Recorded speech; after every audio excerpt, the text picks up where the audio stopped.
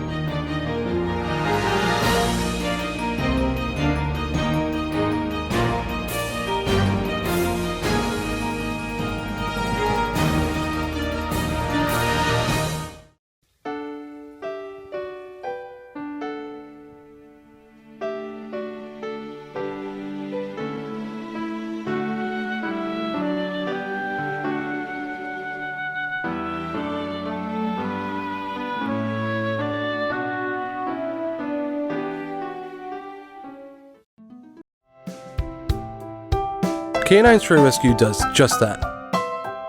Rescue stray dogs for new families. But they need your help. Become a volunteer at Canine Stray Rescue League of Michigan. Take dogs for walks, help them socialize with others, and help them get adopted. Fill out an application and help a family add a new member today.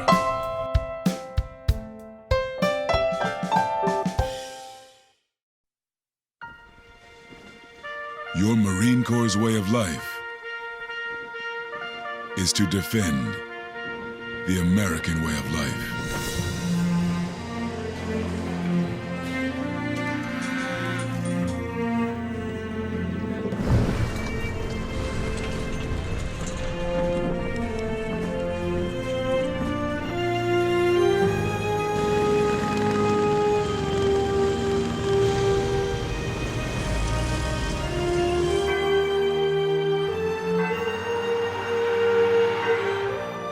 Every day,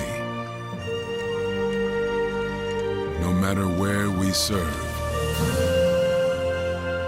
we take a stand for our nation, for each other, for us all.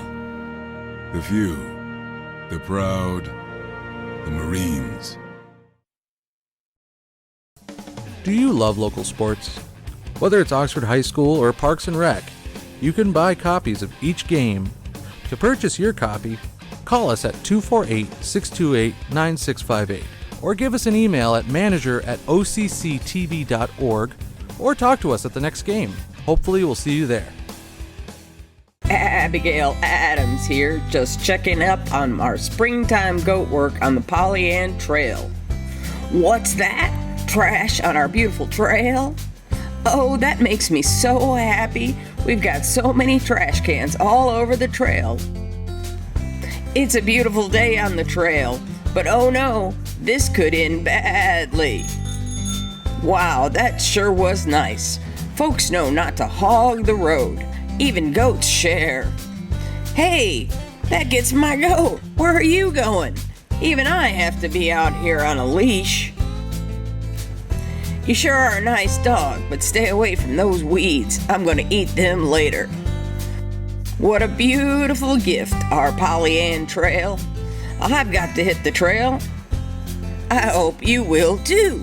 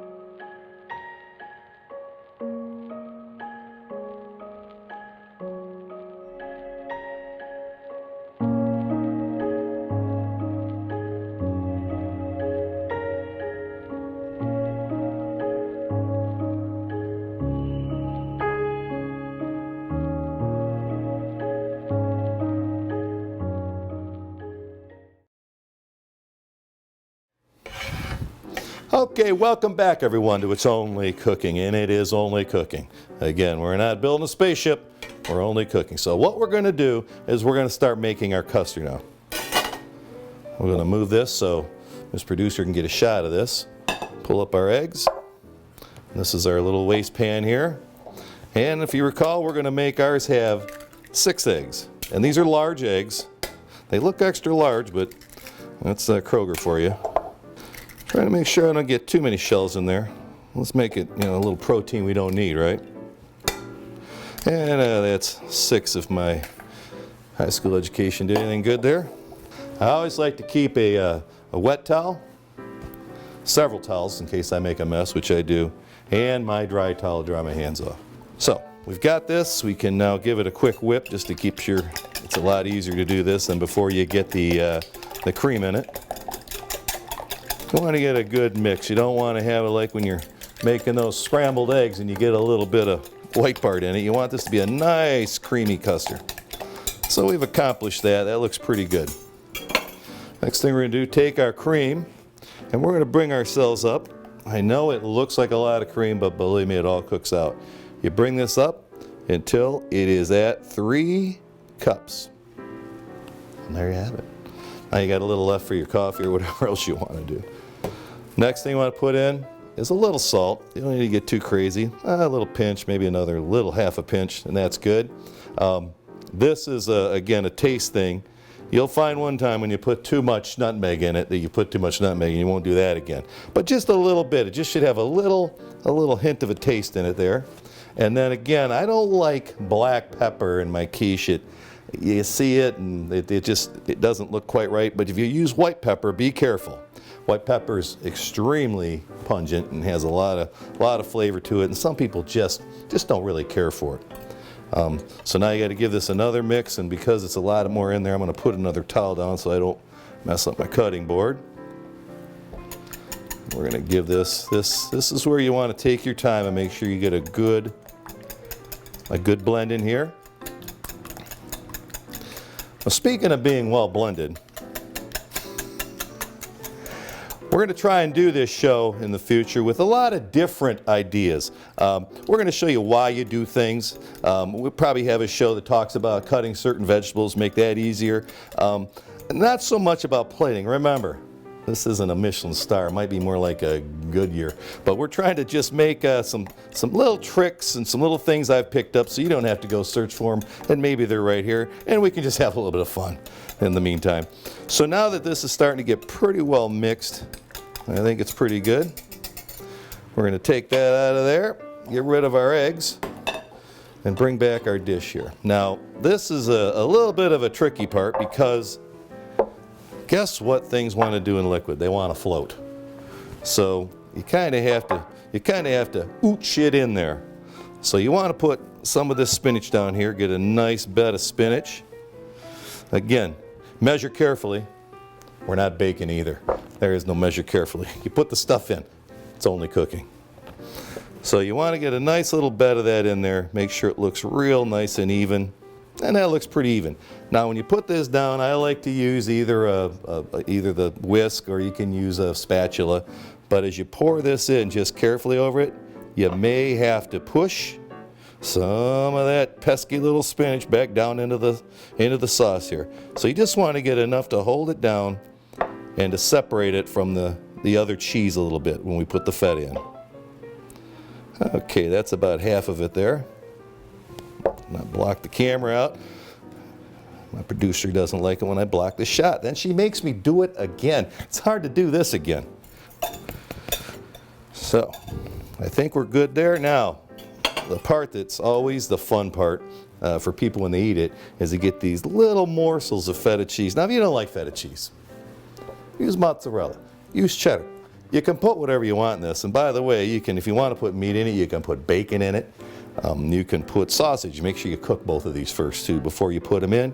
You want to cook it or not cook it. Depends how you feel about your guests and family. But I say cook it. So then you put all this in there. Now again, these are pretty lumpy, so I'm trying to break some of them up. You want it to have more of a hint of the feta all throughout. And I'm going to use about, carefully measuring again, I'm going to use about half the package. It's a sight thing. You just look at it where you think you got some, and in every little bite you get a little morsel of that salty, a little bit sweet, but that's salty and bitter, the feta cheese in there. All right, you can sprinkle a little more over there if you want. That makes it look kind of just pretty. And now we take and we finish off with the remainder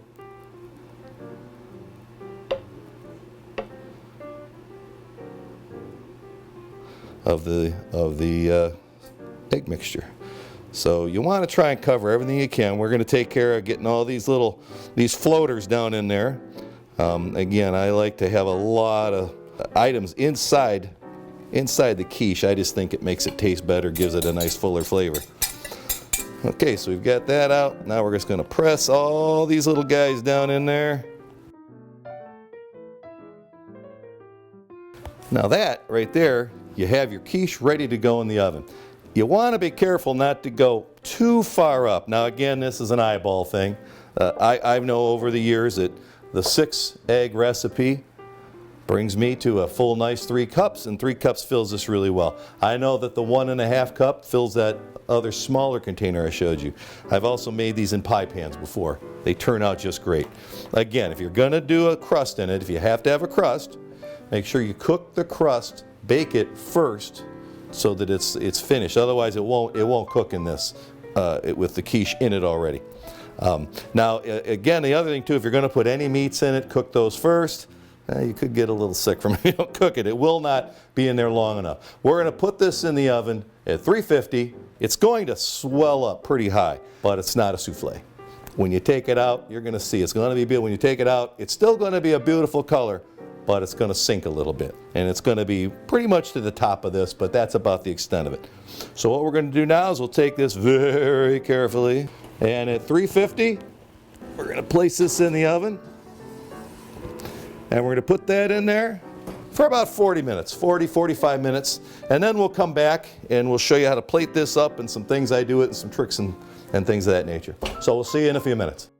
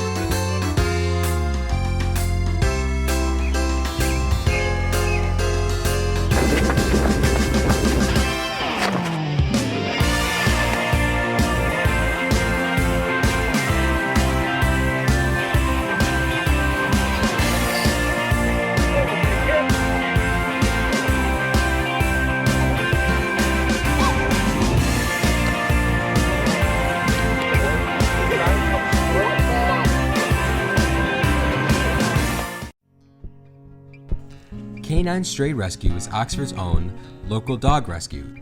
Each year they take in hundreds of dogs and bring them into suitable homes. A certified nonprofit organization, Canine Dog Rescue strives to give pound dogs a new leash on life. To donate, adopt, or even volunteer, call them at 248-628-0435 or go to their website, dogsaver.org, and click on the Canine Stray Rescue League link.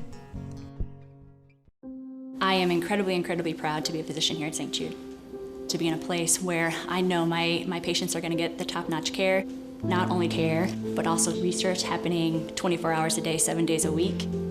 Every single person that contributes is a part of that St. Jude family that makes that happen. Because of the research, because of all the donors, because of everyone that is really committed to the mission of St. Jude, we're giving families hope.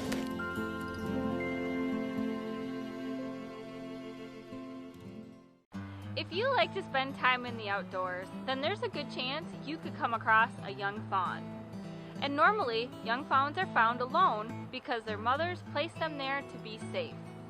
A young fawn has very little scent, and the mother will only come in just a couple times a day in order to feed it and leaves quickly so that she doesn't leave behind her scent. So if you find a young fawn curled up in the grass, that's actually the safest place for it to be. Enjoy that moment, but don't touch it or move it. The mother will be back soon. Only licensed rehabilitators can legally possess wildlife, so please leave wildlife in the wild. For a list of licensed rehabilitators throughout the state, visit michigan.gov/wildlife. Hi everyone, I'm Bill Lansdowne, retired chief of the San Diego Police Department. The first step to protecting your smartphone is to add a simple passcode lock on your phone. It's an important first line of defense. For all Android devices, follow these simple steps. Go to Apps, tap Settings, tap Security, tap Change Screen Lock.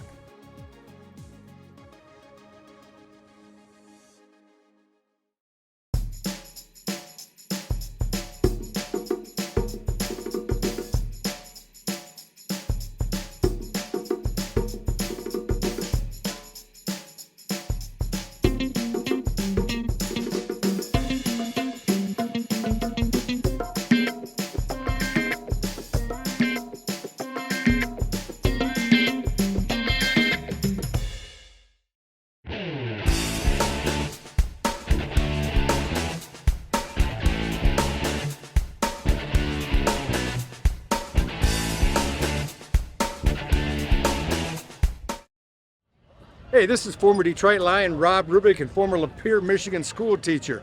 You're currently watching OCTV, Oxford Community Television. Enjoy it.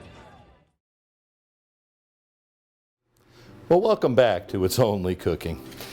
So we've gotten our quiche out of the oven now, and you'll notice it was nice and puffed up. When you pull your first quiche out, you're gonna say, it looks like a souffle, it's gorgeous. It's not gonna stay that way. It's gonna go back down kind of to this level, but what I'll do is I'll take a knife then and go around here, and to make it nice and glistening, I put a little butter all on the top and I let it melt, and that makes it a nice shiny look so it's pretty. Now the thing about this quiche is, yeah, it's terrific day one. What it really is good for is it holds up well in the refrigerator overnight. So when you've gotten to brunch or your breakfast and everybody's had enough, you can still put this in the fridge and it comes out terrific the next day. Now, if you're gonna microwave it, I'd recommend keeping a close eye. Put a little paper towel or something over it because it could pop or splatter. It's eggs after all. So what you'll do is do that, 30 seconds at a time till it gets a nice hot sizzle. You do it too much, it explodes and it's not near as good. When I have half of one left, I'll put it in the oven again at about 300 degrees. Put some foil over it so it doesn't dry out. Put it on there nice tight. Put it in there again. 15, 20 minutes till it gets hot, and then it's perfect. And it'll last you 2-3 days, probably even 4 days. I mean, it never lasts that long at our house. So if it gets to 4 days, it's still good. I've eaten it at 3 days and it's delicious. But it will stay. I've never frozen it, but if you've frozen eggs, you've had them, everybody's had the frozen egg breakfast, it'll obviously work. I just don't guarantee the consistency or what it's gonna be like. So now what we've done is we've cut this thing in the shape we want it, size we want it, and we're gonna give it a try. You know how pie is, always try and take the first piece out, it never comes out pretty. So we're gonna do our best here to see what we got. And that's not too bad. We didn't do too bad a mess here. We'll hide that for the TV camera so they can't see it. Can you see that, Mr. Producer? So you can see how, careful. You can see how that looks. It's nice and hot. Everything looks good.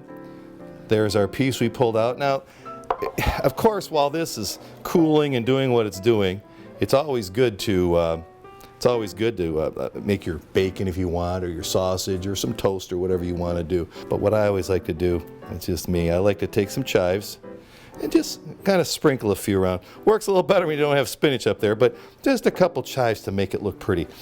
This is a simple process. Everyone knows how to do this. You want to make sure they're nice and dry after you've washed them, and then you put them, and then a little sprinkle around there. Sometimes a really finely chopped red pepper, that's a nice look around there too. Just something to make it look pretty. Now we're going to do the ultimate. We're going to taste it. And now, through the magic of television, the producer has slid me a little fork here. I forgot my mise en place. I didn't have my fork. But that's normally not part of the mise en place. That's a me inside. That's where that goes in. So let's try a little taste this, see what we've got here. It has a great consistency, if we can show that here. You can see the morsels, and then you can see it just came out of the oven. No trick photography here, everyone. It came just out of the oven. It's got the pieces of feta in there. You can see what happens, of course, is the spinach floats to the top, just as I said, and that at the bottom, you can see just that little bit of consistency from that mozzarella cheese. Not really enough to make a change of flavor, but hold it together. Now let's see what we got here. Perfect every time. This has no, other than the spices I put in it and seasonings I put in it at the beginning, it has no other seasonings on it. I always like to put pepper, fresh cracked pepper myself, because I like it. You can put anything you want on this. And again, if it has meat in it, maybe you don't have to do a side meat, but whenever I do this, I like to make some bacon or some sausage to have with it. So thank you again for playing along. It's only cooking, and now it's time for only eating. See you next time.